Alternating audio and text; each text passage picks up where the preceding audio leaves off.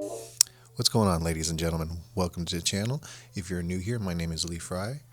Happy to have you. And today we're going to be talking about uh, a semi-budget lens option for the Sony E-mount system, and that is the Samyang 24 to 70. Let's see if it focuses. 24 to 70 f2.8. And I want to talk to you guys about it, and I want to give you guys my thoughts, some pros, some cons, and and see whether it's a good option if you are part of the Sony E-mount system. All right, so let me talk about this guy a little bit. I've had it basically as long as I've had my FX30 here. It's I've used it a lot. It's been a good lens overall. Some things I definitely like about it. I like the build quality. It is, it's all metal lens. It's actually very heavy.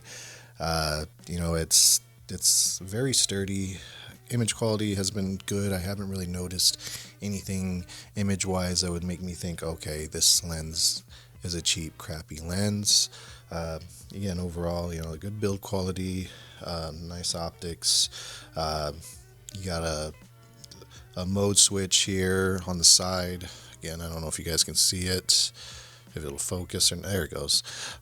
Mode switch here where you can kind of switch modes as far as manual focus, autofocus. You can kind of set it to a few different things. So I don't use it, to be honest with you, but it's there if you want to use it.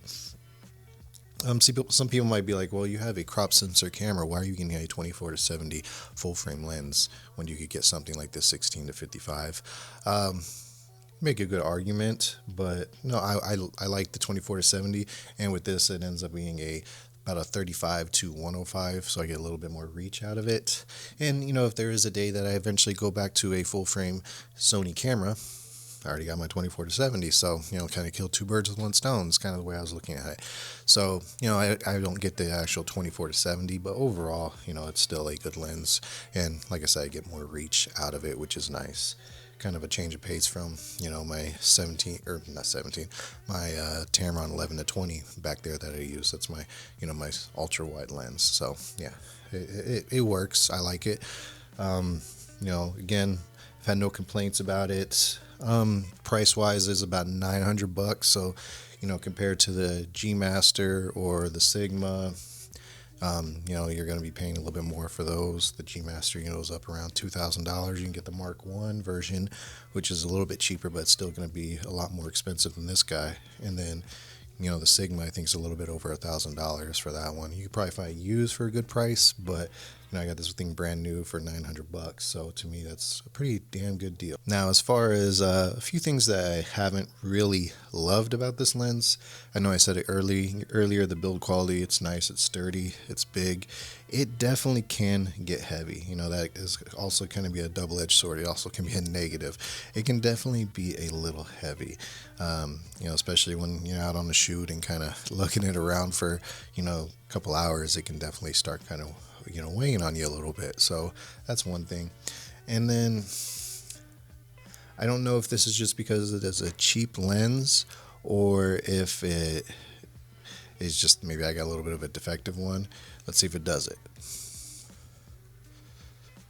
The barrel will kind of start coming out on its own, so and it'll kind of sink down on its own. There it goes. So yes, yeah, look at it. Up. One more time. I'm not gonna do it again. You guys saw it already. So again, I don't know if that's because it's a cheaper lens, and maybe the zoom element is just not as tight as some of the others. I mean, overall, when I zoom, it doesn't feel like too loose. It feels pretty tight. So it might just be a defective thing with the one I got. If anyone owns this lens that's watching, let me know if yours does that too. I'm not gonna return it. It's already too late now, but I've just kind of worked around it. It's just kind of an annoyance more than anything. It's not a huge deal, but that's something I've noticed that I haven't been really that thrilled about. But really, those two things, the weight can be kind of much at times, and then that barrel just, again, oh, now it doesn't want to do it. Now it's on camera. It doesn't want to do it. Let's try it again. Okay, whatever. But yeah, it'll do that from time to time. So yeah, that's really the only two negatives I can get about it. If you are looking for a 24-70 UR E-mount system, and you want something that's not going to break the bank, I definitely do recommend this one. I've never used the 24-70 G Master or the Sigma, but if your budget allows it, that's probably the way I would go. My budget wouldn't allow it, so that's why I got this guy. And then, overall, I've been happy. But if I could have afforded the G Master, I would have got the G Master instead. So that's my 2 cents on it. Take it for whatever you want. But anyways, guys, I just wanted to kind of have a little talk about the Samyang 24-70 f2.8 for the Sony E-mount system. Hope you guys enjoyed this video. Hope you guys got some value out of it. And I'll see you guys next time. Make a video. Have a good one.